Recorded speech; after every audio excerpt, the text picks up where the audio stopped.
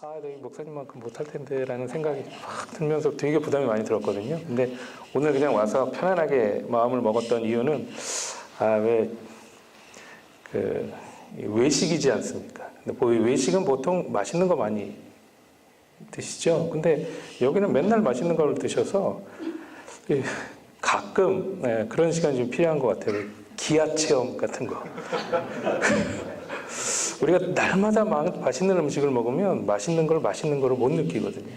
근데 하루 이틀 굶거나 아니면 저희 6.25 때가 되면 그 감자떡이나 뭐 이런 거 먹는 교회가 있었거든요. 그런 거 먹고 난 다음에 그 다음날 아침이 너무너무 맛있는 거예요. 그래서 하나님이 그런 은혜라도 주시지 않을까라는 생각에 마음 편하게 왔습니다.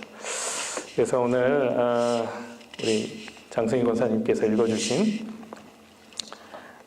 로마서 우리 11장에 있는 말씀을 가지고 삶과 교회라는 제목으로 함께 하나님의 말씀 서로 같이 좀 나눌 수 있기를 바랍니다. 사도 바울이 살던 시대에 편지들을 연구하는 그 권위자들은 편지를 받는 사람과 이 보내는 사람 사이에 거리가 아무리 멀다 하더라도 마흔 멀리 떨어져 있는 사람들이라 하더라도 편지를 통해서 강력하게 이렇게 서로 연결되어 있다고 생각했다고 합니다.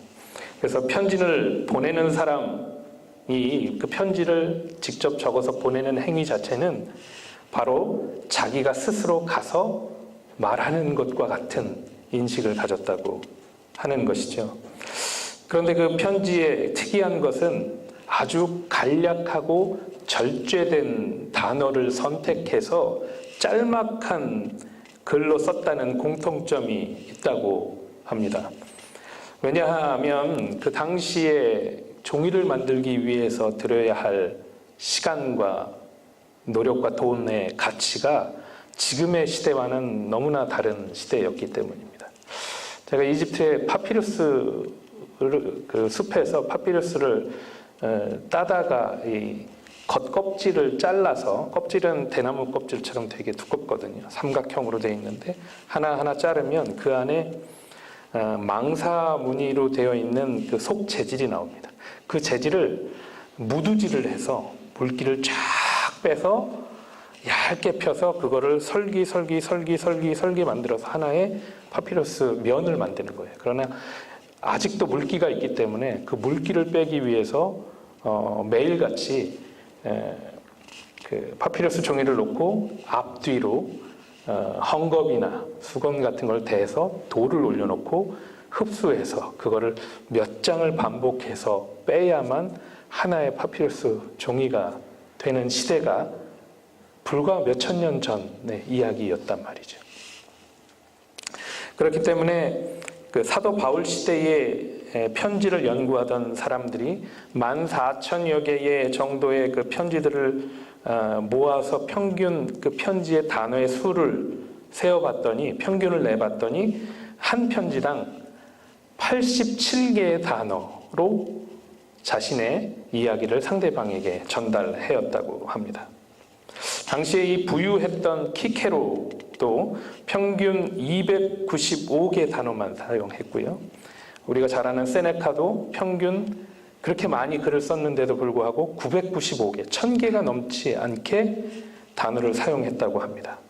필기도구가 귀했던 당시의 사람들이 아무리 부유한 사람이라도 그 정도밖에 사용을 하지 않았던 형편과 상황이 있었다는 거죠.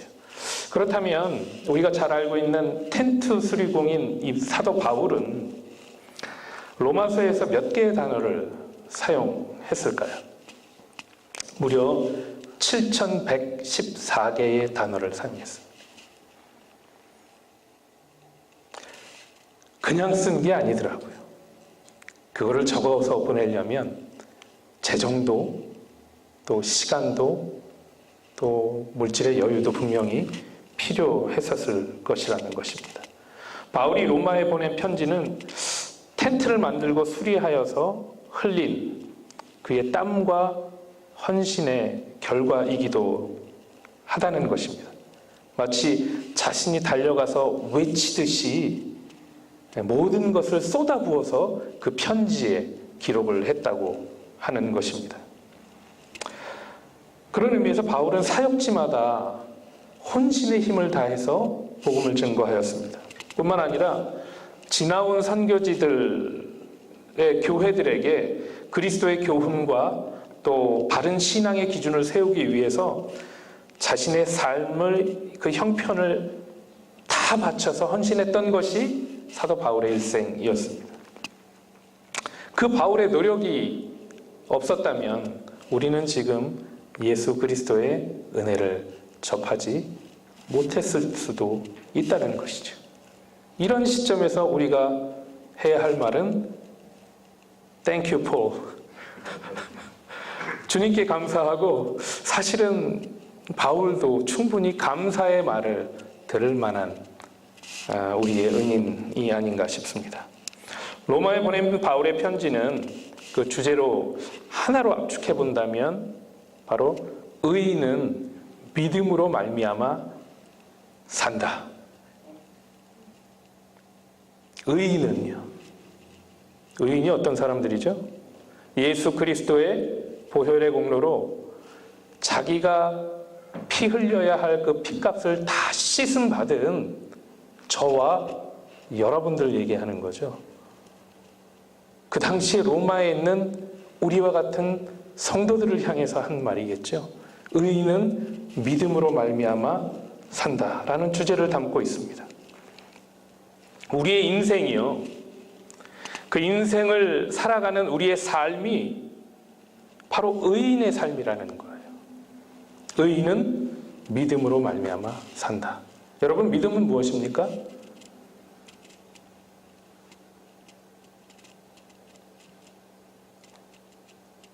쳐다보기를 좀 기다리고 있었어요.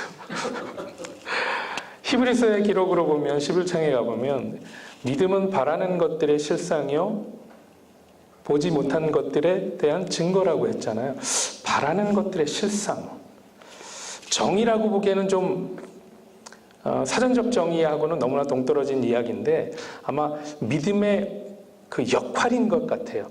우리 의인들이 믿음으로 살아야 하는데 그 믿음이 의인의 삶 가운데 어떤 역할을 하냐 하면 바라는 것들의 실상이라는 거죠. 바라는 것들이 있다는 것은 다시 말해서 우리에게 아직 이루어지지 않은, 아직 미결된, 아직 도착하지 않은 어떤 것이 우리에게 있다는 거잖아요. 그래서 바랄 수밖에 없는데 그 바라는 것들의 실상이 아직 오지 않은 그 실상이 바로 우리 안에 가지고 있는 믿음이라는 것이에요. 그래서 마치 아직 오지 않는 나의 그 실상이 마치 지금 온 것처럼 느끼고 살아가는 것이 우리에게 있어서의 믿음의 역할이라는 거죠. 두세 분만 아멘 하셔서 이것도 다 설명을 해야 될 것 같은데요. 제가 많이 그 예를 든 설명 중에 이런 5살짜리 우리 아이가 5살 때 유치원에 갔다 와서 애가 슬피 울고 있어요. 자기 전에 기도해 주러 들어갔던 아버지가 깜짝 놀랍니다. Honey, why do you cry? 물어봐요. 왜 우니? 그랬더니 얘가 뭐라고 얘기해요? Daddy, my life is miserable. 5살짜리 꼬마애가 5년 살면서 라이프가 미저러블하대. 이게 무슨 소린가 들어봤더니 유치원에 있는 모든 친구들이 다 자전거를 타고 있어. 하루 종일 놀았는데 자기만 집에 자전거가 없어서 그냥 서 있었다는 거예요. 그리고서 돌아와가지고 나는 자전거를 못 탔다고 닭똥 같은 눈물을 뚝뚝 떨어뜨리면서 Daddy, my life is miserable. 그때 아버지가 뭐라고 해요? 그 눈물을 닦아주면서 Honey, don't cry. I will get you tomorrow. 울지 마. 내가 내일 사줄게. 그럼 얘가 어떻게 합니까? 눈물을 뚝 그쳐. 그냥 그쳐요? 이게 호흡은 남아있잖아요. 하지만 시 웃으면 눈물을 딱 그치고 깊은 잠에 빠져드는 그 밤을 맞는단 말이죠. 아이에게 자전거가 있어요, 없어요? 없어요. 그런데 아버지의 약속, 그 약속이 마치 지금 내가 자전거를 가진 것처럼 믿음으로써요. 누구의 약속을요? 내 아버지의 약속을 믿음으로써 지금 깊은 잠에 빠져 들어가는 이 어린아이와 같이 오늘 우리 현실의 삶 가운데서는 아직 도달하지 못한 내가 원하는 어떠한, 하나님이 원하는 어떠한 우리의 삶의 목표가 있는데 그 목표가 마치 지금 아버지의 약속을 가지고 내가 소유한 것처럼 깊은 잠에 빠지는 이 어린아이와 같은 심정으로 내가 내 마음 가운데에 확신을 갖고 사는 것, 그것이 우리 삶에 있어서의 믿음의 역할이라는 거죠. 그 믿음으로 사는 것이 우리의 인생인데요. 그 믿음으로 산다는 우리 인생에 과연 그 정의되지 않는 그 믿음이 어떤 정의로 내려질 수 있을까를 생각을 해봤어요. 우리의 인생이 무엇이냐, 즉 우리의 삶이 무엇이냐 하는 것이죠. 인생이 무엇이냐라는 주제는 우리만, 삶이 무엇이냐라는 이 주제는 우리만 궁금해하는 주제는 아니었던 것 같아요. 역사상으로 보면 많은 철학자들이 인생은 이렇다 하면서 자신들의 이야기들을 우리에게 전해 주었던 것을 우리는 기억합니다. 태어나서 살아가고 죽는 것, 이 평범하게 보이는 우리 인생이라는 이 삶의 과정에 어떤 의미가 있냐는 겁니다. 여러분의 삶은 무엇입니까? 나의 삶이 무엇인지 대답해 주실 수 있으시겠어요? 어떤 철학자가 그 삶이 무엇이냐를 고민하다가 그 대답이 안 나오는 거예요. 어떤 사람은 삶은 희생이다, 삶은 사랑이다, 삶은 고통이다, 다 대답했는데 내 대답은 아닌 것 같아요. 한참을 고민하면서 시장 골목을 걷고 있는데 그 시장 간판에서 삶을 발견했다는 거 아니에요. 시장 간판에 그렇게 써 있었대요. 삶은 돼지고기 해갖고 옆에 팝니다, 이렇게 크게. 삶은 돼지고기. 우리의 인생의 삶의 이 정의가 무엇일까? 오늘의 성경의 하나님의 말씀은 하나님의 대답을 우리에게 주시는 겁니다.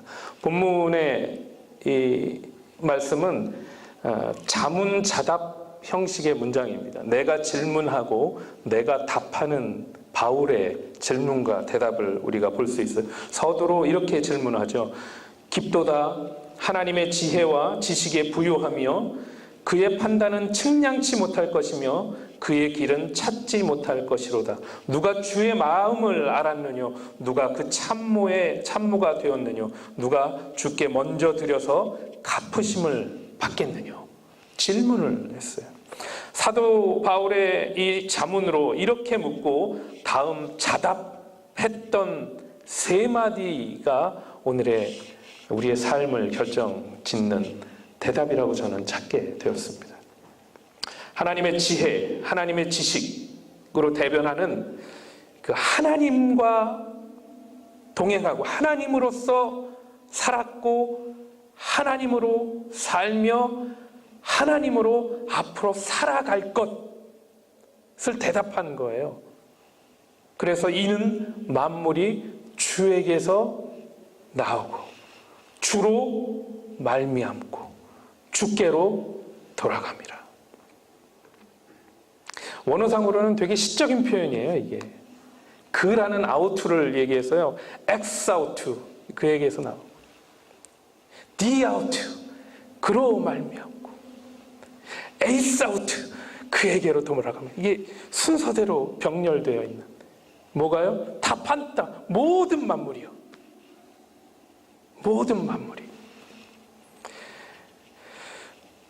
바울의 이 찬양은 하나님의 부요함과 지혜와 지식을 찬양합니다. 깊도다 하나님의 지혜와 지식의 풍성함이요 그의 판단은 헤아리지 못할 것이며 그의 길은 찾지 못할 것이로다. 바울이 자신의 경험을 비추어서 이야기했기 때문에 우리는 바울이 어떤 경험 가운데에서 이 말이 하나님께 올바른 찬양으로 나왔을까 생각해 볼 수 있어야 될 줄로 믿습니다. 아마 바울의 마음 가운데는 전도하면서 그가 경험했던 선택받은 나의 민족, 나의 가족, 이 아브라함의 자손들에게 오히려 복음을 전하는 데 배척받고 외면당하는 자기의 이 현실을 아마 받아들이기 그렇게 쉽지는 않은 삶으로 날마다 살았을 것이라고 생각합니다. 때로는 복음을 전하러 나서는 길목에서 만나는 많은 불가항력적인 그 어려움들 가운데에서 때로는 좌절하고 때로는 돌아설 때가 많았다는 것입니다. 그런 바울이 하나님의 구원의 비밀을 설명하면서 은밀하신 하나님의 구원의 계획을 발견했다는 거예요. 이스라엘을 외면한 것처럼 보였던 하나님이 사실은 모든 인류를 구원하시기 위해서 계획하고 계셨다는 그 큰 계획을 알게 되었다는 것이죠. 그리고 이스라엘 또한 그저 버려두시지 않는다는 분명한 확신을 가지고 그는 11장에서 권면하고 있는 모습을 우리는 발견하게 됩니다. 이 비밀한 하나님의 계획 앞에서 사실 한 치 앞도 보지 못하고 살아가는 우리 삶이, 이 인간의 삶이 얼마나 짧고 무딘지를 우리는 다시 한번 깨닫게 되는 것입니다. 그런 의미에서 바울은 하나님의 풍성하심이 또 부요하심이, 바울은 이렇게 하나님의 풍성함과 부요함을 그렇게 만났나 봐요. 여러분은 하나님의 풍성함을 어떻게 만나십니까? 여러분은 하나님의 부요하심을 어떻게 만나셨습니까? 내가 생각한 것 이상으로 더 큰 계획을 가지고 계셔서, 내가 사랑한 것 이상으로 나를 더 크게 사랑하셔서, 내가 계획한 길보다 더 넓은 길로 우리를 기쁘게 인도하여 주셔서 얼마나 많은 모습으로 우리가 하나님의 풍요함과 부요함을 경험하고 있는지,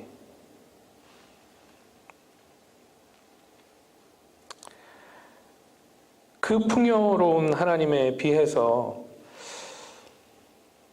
우리는 어떠한 존재인가를 더 분명해지게 우리는 바라볼 수 있다는 것입니다. 우리는 나약한 존재이죠. 나약하지요. 힘뿐만이 아니라 우리는 결심조차 흔들릴 때가 많습니다. 지금 4월 달입니다. 1월 첫 주에 결심하신 것들 분명히 있으실 텐데요. 여러분 점검해 보셨습니까? 때로는 저는 다이어트를 날마다 결심합니다만 목사님 성공한 거를 보고 충격을 받았어요. 그래서 목사님께 조금 더 배워야겠다라는 생각을 하고 있습니다. 날마다 다이어트 합니다. 아침과 점심 사이, 점심과 저녁 사이. 잘 때는 먹지도 않아요. 잠만 자죠. 그런데 안 된단 말이죠. 여러분 결심한 것 얼마나 많이 우리가 흔들릴 때가 많습니다. 곤궁한 존재들입니다. 늘 뭔가가 있어야 마음에 풍요로운 사람들이에요. 주머니에 뭔가가 있어야 어디 나가도 마음이 편해요. 먹지 않아도 편한 이유는 지갑이 든든하고 하는 그 마음. 어떤 사람들은 내 책장에 책이 많으면 먹지 않아도 배부른데, 어떤 분들은 아이들의 웃음만 내 삶에 더 풍요롭게 넘쳐도 나는 뭐 다른 거 원하지 않아요. 반대로 그런 것들 없으면 우리 존재 자체는 아무것도 없는 것처럼 느껴지는 초라한 존재들이라는 반증이 될 수 있다는 것이죠. 태어나서 잠시 잠깐 우리의 몸을 빌려 쓰다가 돌려놓아야 할 존재들, 우리는 그런 존재들이라는 것입니다. 인간이 강해 보이지만, 인간이 위대하다고 보이지만 얼마나 연약한 존재들입니까? 하나님이 흙으로 만드셨기 때문에, 창세기 2장 7절에 여호와 하나님께서 흙으로 사람을 만드셨대요. 그래서 생기를 그 코에 불어넣으셔서 생명이 되어서 살아났게. 그게 우리 조상인 아담의 모습 아닙니까? 그런데 여러분, 흙으로 만들어졌기 때문에 이거 단단해 보이지만 한번 바닥에 내치면 포석하고 깨지는 게 흙그릇들 아니에요. 뚝배기들 보셨어요? 단단해 보이지만 그 어느 순간 포석하고 왕정이 깨지는 거. 그게 인간의 그 삶의 모습이라니까요. 감사하게도 여자분들은 뼈로 만드셔가지고 조금 단단하셔가지고, 그래서 지금 비교해 보기에는 남자는 그 뚝배기, 여자분들은 뼈로 만든 그 뭐예요? 그 몬차이나, 예. 떨어뜨려도 깨지도 않아요. 탱 하고서 소리 나지. 단단하고. 그런데도 거의 재료는 같아요. 물 많이 넣으면 질어서 못 만들고요, 물 적게 만들면 갈라져서 못 쓰는 게 흙으로 만드는 것들이라. 인간의 삶이 영원할 것 같지요? 주님이 오늘 저녁에 아무개 집사야, 아무개 목사야, 너 빨리 일로 와 하면은 우리가 지금 가지고 있는 모든 거, 계획한 모든 거, 준비한 모든 거, 걸어가는 모든 거, 옷 입고 있는 것도 모든 거 다 버려놓고서 그냥 예 하나님 하고서 올라가야 하는 게 우리 인생이란 말이죠. 올해 비가 너무 많이 왔잖아요. 여름에 더울 것 같으세요? 추울 것 같으세요? 여름에 많이 더울 것 같아요. 다들 그렇게 예상하는 것 같아요. 폭염과 가뭄은 사람뿐만이 아니라 가축과 짐승들에게도 어려움을 주지 않습니까? 오랜 지진과 화산을 경험하고 또 최고의 자연재해비를 대비하는 일본이라는 나라도 몇 년 전 쓰나미 한 번에, 지진 한 번에 그 나라가 흔들리는 그 위험한 상황으로 갈 수밖에 없는, 하나님이 만드신 피조물, 이 자연에도 두려워 떠는 자들이 바로 우리 인간이라는 존재라는 것 아니겠습니까? 그러면서도 정작 자연을 창조하신 하나님을 두려워하고 경외하지 않는 것도 우리 인간의 모습의 또 한편의 모습이라는 것이죠. 오히려 하나님 것을 자신의 것처럼 여기기까지 합니다. 그리고 인심 쓰듯이 하나님께 드립니다. 그리고 이렇게 생각하는 거죠. 이 정도 헌금하면 내가 교회의 주인 아니야. 나만큼 교회에 헌금하면, 헌신하면 주장할 수 있지. 나를 조금만 서운하게 만들면 나는 다른 교회로 가버려. 입으로는 주여 주여 하는데 내 속에 그 주여자를 자세히 보면 나요 나요 하면서 기도하는 우리의 모습은 아니지. 내 인생의 주인이 주님이 아니시라 내 인생의 주인이 꼭 나여야만 해요.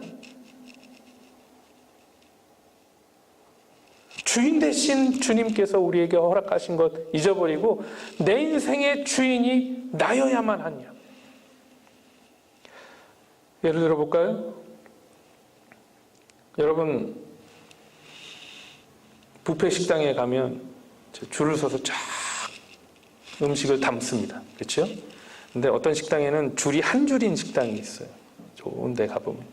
그러면 그 줄에 쭉 서 있는데 뒤에서 기다릴 때 앞에서 깨작깨작 안 움직이는 사람들을 앞에 만나면 어떻게 마음속에 생각하세요? 아, 빨리빨리 가지. 뒤에 사람들 많은데 그 깨작깨작 다음에 한 번 더 오면 되지. 저 사람들 참 하곤 하면서 부글부글 하면서 기다리시지 않으세요?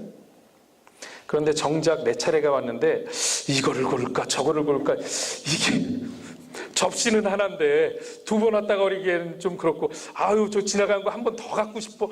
이러다 보면 뒤에서 사람들이 빨리 가라고 뭐라고 그래요. 그러면 뒷사람들 보고 뭐해요? 예? 그렇게 급하면 일찍 오지 그랬슈 하면서 또 운전을 할 때 보세요. 아침에 우리 10분만 늦으면 트래픽에 걸리는 그 오묘한 시간, 여러분 달리고 있는 분들이 혹시 여기 계십니까? 엑싯에서 착 들어와서 천천히 올라가고 있으면 뒤에서 갑자기 총알같이 달려오면서 내 뒤에서 빵 하고서 깜짝 놀랄 때 없으세요? 그리고 휙 지나가면서 막 욕을 하고, 그런 사람들한테 우리가 뭐라고 그래요? 똑같죠. 그렇게 급했으면 어제 오지 그랬죠. 그런데 한참 가다 보면은 아니 이게 1차선에 50마일로 달려가는 분들이 계셔. 그 앞차선은 뻥 뚫려 있는데 1차선에 하필이면 50마일이야. 그럼 여러분 어떻게 하세요? 그 사람들처럼 클락션은 못 눌러도 옆으로 비켜서 추월하시면서 봐요, 안 봐요? 도대체 누군지.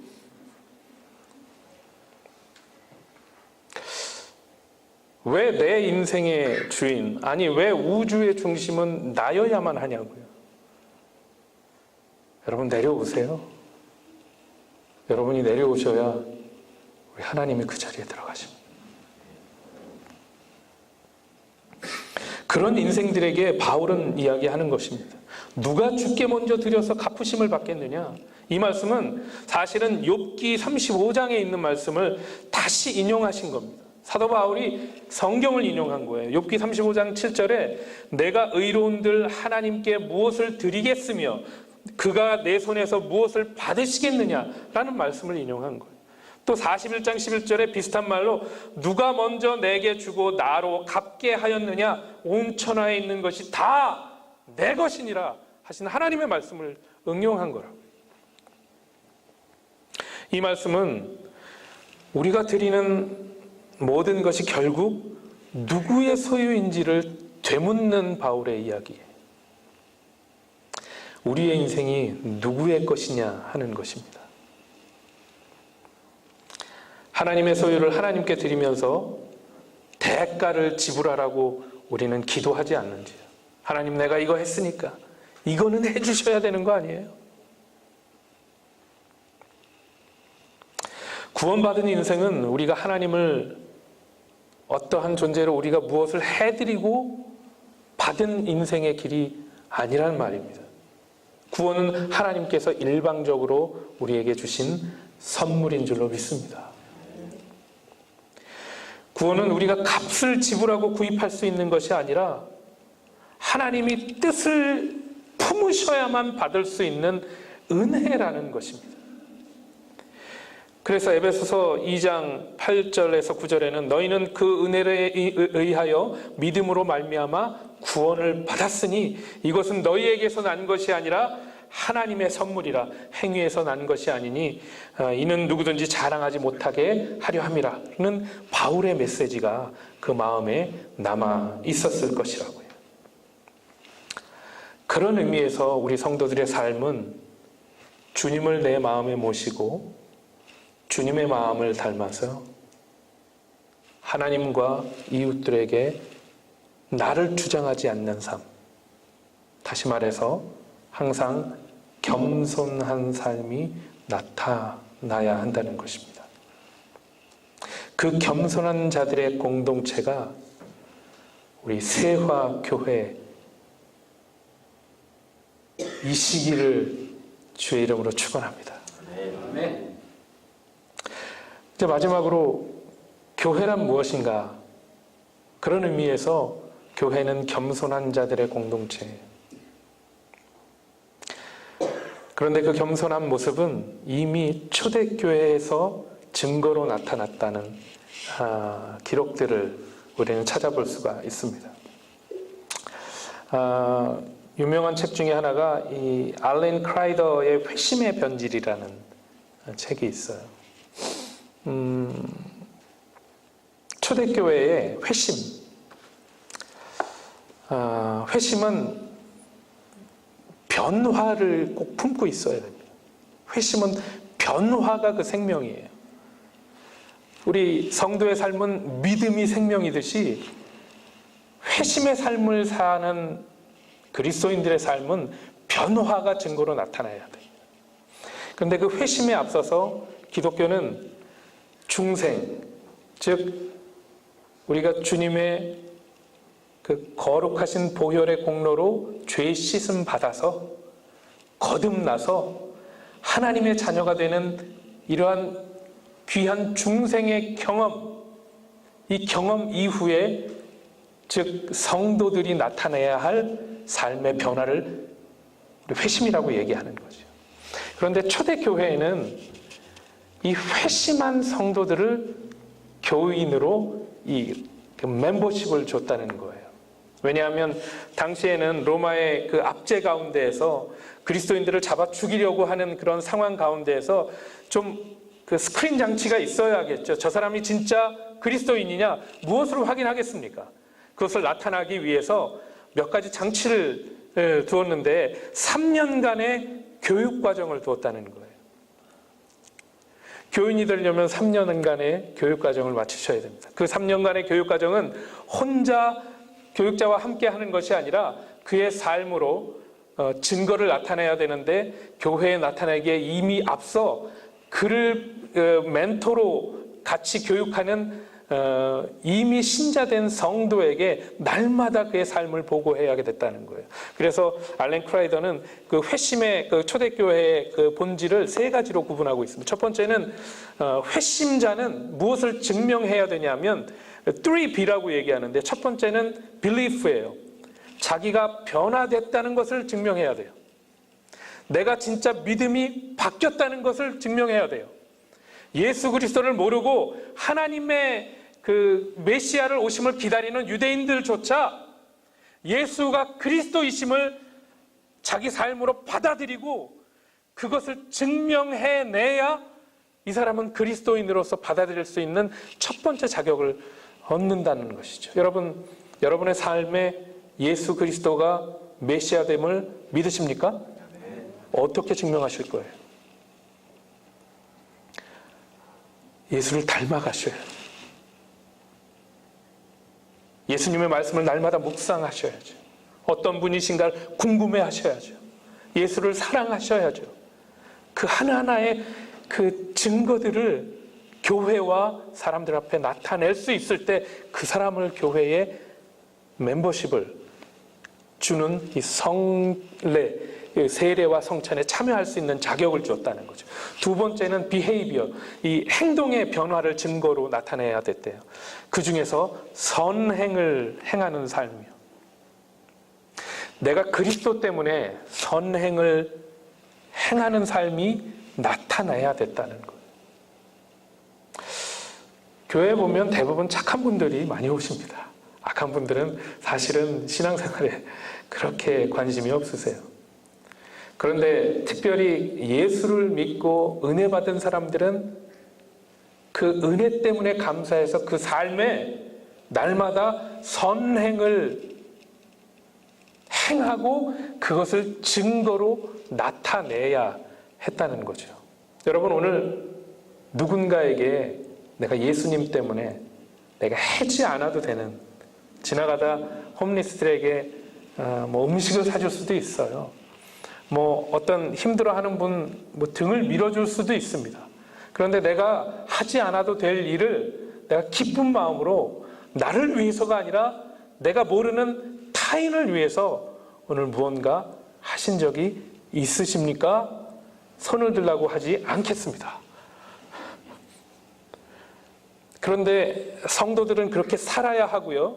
그리고 그 성도의 교회에 인발부 되기 위해서는 그 3년간의 교육 과정에서는 특히 날마다 그 삶으로 증거를 나타내야 됐다는 거예요.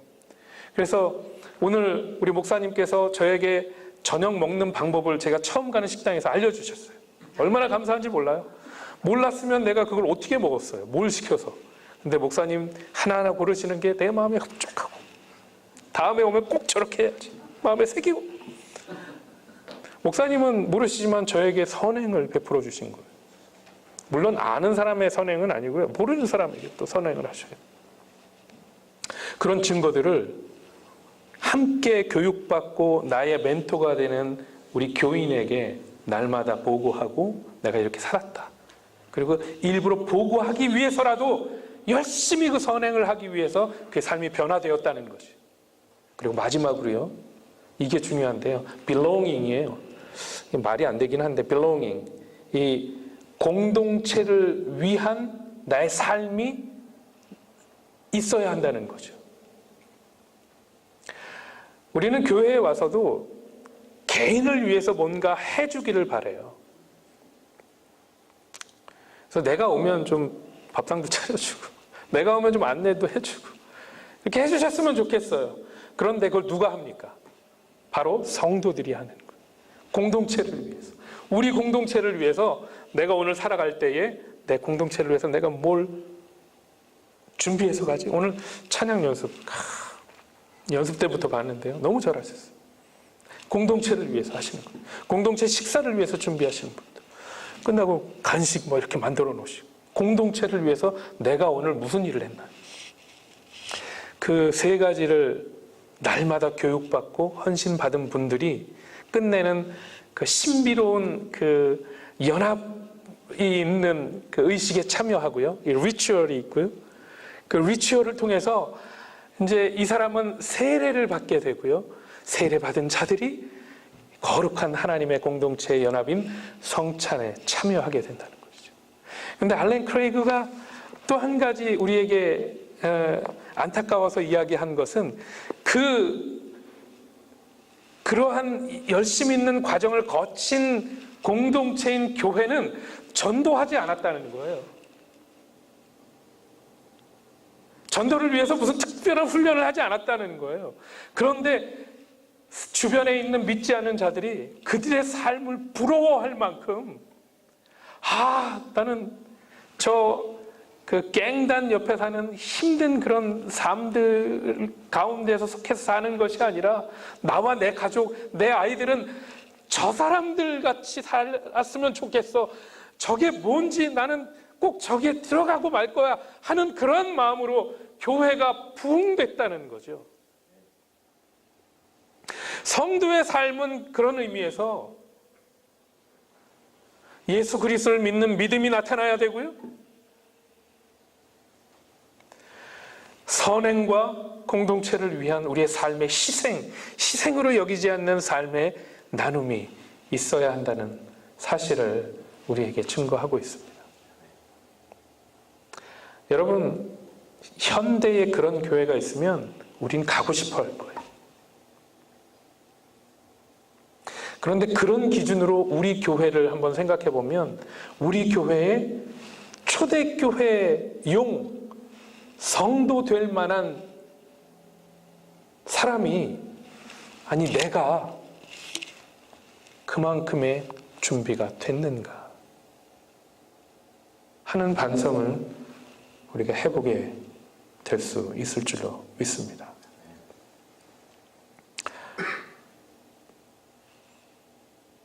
시간이 다 되었기 때문에 몇 개 더 준비되어 있는 게 있지만, 우리 미랄선교단에서 함께 모이는 장애인 가족들 중에 어려운 가족들이 때마다 발생을 해요. 특별히 어떤 가족은 아이가 이제 16살 사춘기가 들어오면서 우리 비장애인 아이들과 똑같습니다. 여러분, 사춘기의 자녀들이 엄마 말 잘 들어요, 안 들어요? 들으면 걔는 사춘기가 아니에요. 안 듣기 때문에 사춘기예요. 여러분 남편들이 여러분 말 듣습니까, 안 듣습니까? 오춘기세요. 이 기마다 특징들이 있거든요. 근데 사춘기의 아이들은 그 성장 호르몬의 영향도 있고요, 발달 가운데 이렇게 스트레스가 많기는 한 거는 사실인 것 같아요. 뭐 비장애인뿐만이 아니라 장애인 친구들도 마찬가지입니다. 말을 못하는 친구들이라도 스트레스는 쌓이고 그 스트레스가 비정상적으로 발현이 되기도 해요. 때로는 공격적으로, 때로는 자기 몸을 자기가 가누지 못해서 이제 쓰러지는 시저가 발생하기도 합니다. 그런데 어떤 교회의 한 가정의 한 아이가 사춘기를 지나면서 너무 힘들게 부모님들을 힘들게 하는 거예요. 말을 안 듣는 것뿐만이 아니고 집안의 문을 부시고 또 공격적으로 덤비고 그럴 때마다 사실은 아이는 시간이 지나면 가라앉아요. 저는 그걸 많이 경험했어요. 근데 그때 누가 제일 마음에 상처를 많이 받느냐? 부모님들이시거든요. 근데 그런 부모님 곁에 단 한 명의 이해하는 사람이 옆에 있으면 그분들은 견뎌낼 수 있어요. 이게 영원한 게 아니에요. 다른 아이들도 똑같습니다. 이 말을 듣고 싶은 거죠. 아, 그래. 우리 아이가 지금 사춘기야. 그래서 1년만 더 버티면 얘는 안정될 수 있어. 그런 희망만 있다면.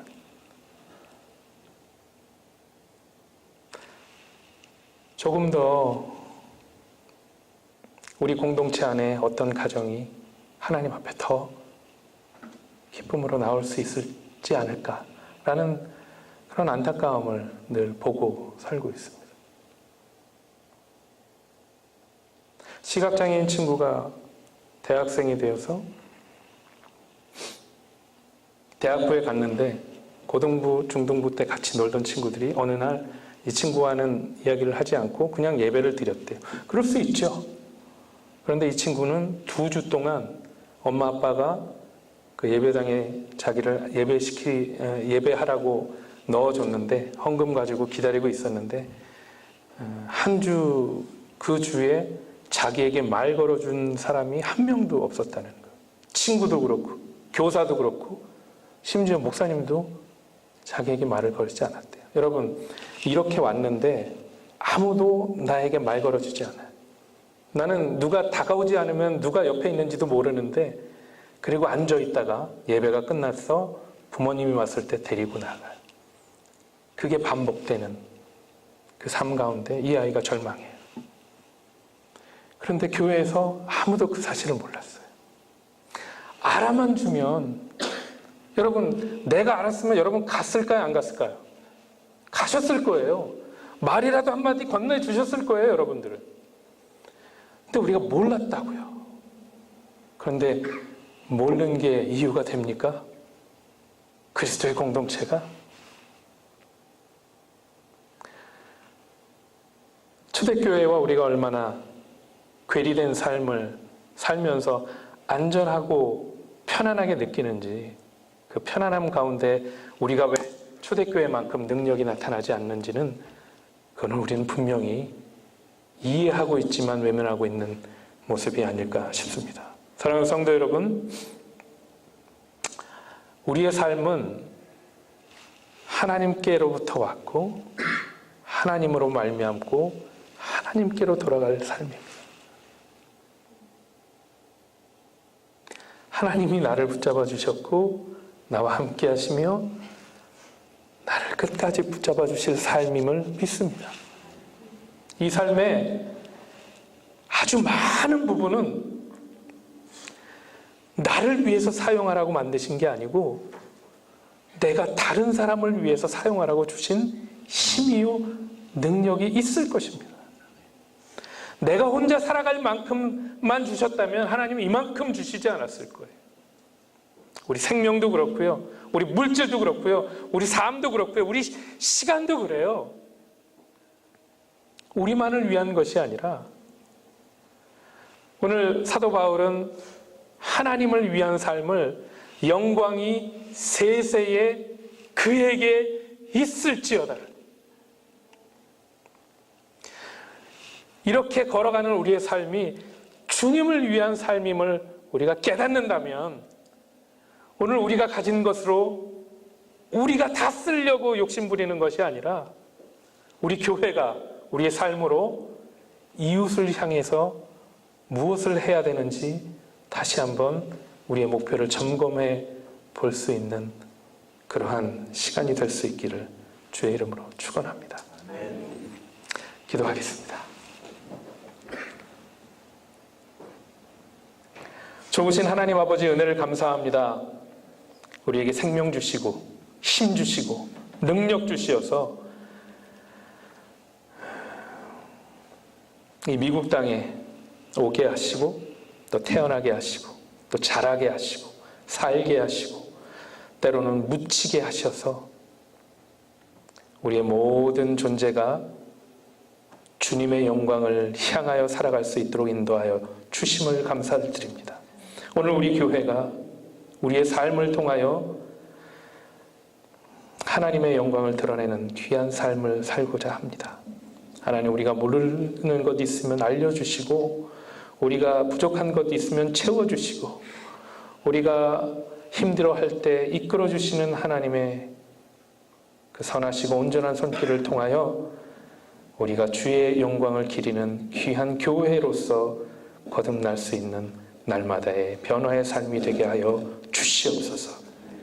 회심의 삶을 끝끝내 살아가서 언젠가 주님을 닮는 성화에 이르기까지 우리가 최선을 다하여 달려가는 주님의 자녀들 되게 하여 주옵소서. 예수 그리스도의 이름으로 감사하며 기도 올리옵나이다.